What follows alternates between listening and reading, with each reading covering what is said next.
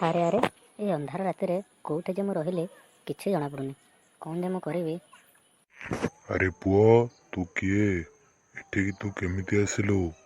ତୋର ଏଠି କ'ଣ କାମ? ଦାଦାଜୀ, ମୁଁ ଏଇ ବାଟରେ ମୋ ମାମୁଁ ଘରକୁ ଯାଉଥିଲି। ରାସ୍ତା ଭୁଲି ଯାଇଛି, ରାତି ବି ହେଇଗଲାଣି। ଭାବୁଛି ଏଇଠି ରାତି କାଟିଦେବି ଆଉ। ମୁଁ ତ ଭଲ ପାଇଁ କହୁଛି, ତୁ ଏଇ ଜାଗା ଛାଡ଼ିକି ପଳା। ଏ ଜାଗା ଭଲ ଜାଗା ନୁହଁ। କାହିଁକି? ଏଠାରେ କ'ଣ ହୁଏ କି?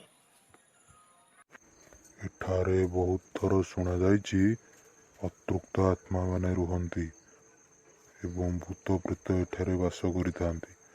ତୁ ଏ ଜାଗା ଛାଡ଼ି ପଳା। ଆରେ ଦାଦାଜୀ, ମୁଁ କେଉଁ ଭୂତ ପ୍ରେତଙ୍କୁ ବିଶ୍ୱାସ କରେନି କି ଡରେନି। ଆରେ ମୁଁ ତ ଭଲ ପାଇଁ କହୁଥିଲି।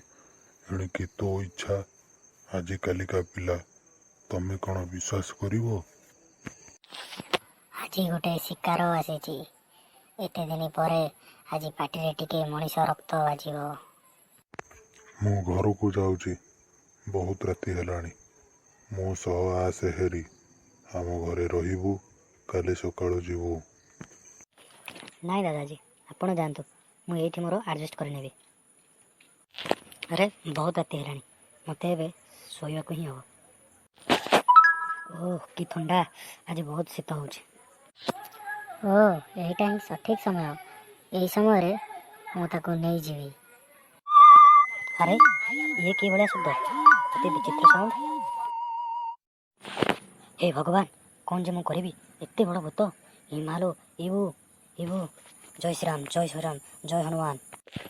ମୁଁ ତତେ ନେବାକୁ ଆସିଛି। କୌଣସି ସମୟରେ ବି ଭୂତ ପ୍ରେତ ଆସିଲେ ତତେ ନେବାକୁ ଆସିଛି। ହନୁମାନଙ୍କ ନାମ ଜପିବ। ହନୁମାନଙ୍କ ନାମ ଜପିଲେ କୁଆଡ଼େ ଭୂତ ପ୍ରେତ ଡରିକି ପଳେଇ ଯାଆନ୍ତି। ଜୟ ବଜରଙ୍ଗବାଲି, ଜୟ ବଜରଙ୍ଗବାଲି, ଜୟ ବଜରଙ୍ଗବାଲି, ଜୟ ବଜରଙ୍ଗବାଲି, ଜୟ ଶ୍ରୀରାମ, ଜୟ ଶ୍ରୀରାମ, ଜୟ ହନୁମାନ, ଜୟ ହନୁମାନ। ଆରେ ଆରେ ଇଏ କ'ଣ ହେଉଛି? ସେ ପିଲାର ପାଖକୁ ଗଲେ ମୋ ଦେହ ଜଳି ଯାଉଛି କାହିଁକି? ଆରେ ଆରେ ମୋତେ ଯିବାକୁ ହବ। ମୁଁ ଏଠି ରହିପାରୁନି। ଏ କଷ୍ଟରେ ମୁଁ ଏଠି ରହିପାରୁନି। ହେ ଭଗବାନ, ଯାହା ହଉ ଆଜି ତ ଭୂତ ପଡ଼ିଲା। ଏଥରକ ସବୁବେଳେ ବଡ଼ ଲୋକଙ୍କ କଥା ମାନିବି। ଦେଖିଲ ତ ସାଙ୍ଗମାନେ, ସେ ପିଲା ଆଜି ଦାଦାଜୀଙ୍କ କଥା ନ ମାନିବାରୁ ତାର କି ଦୁର୍ଦ୍ଦଶା ହେଲା।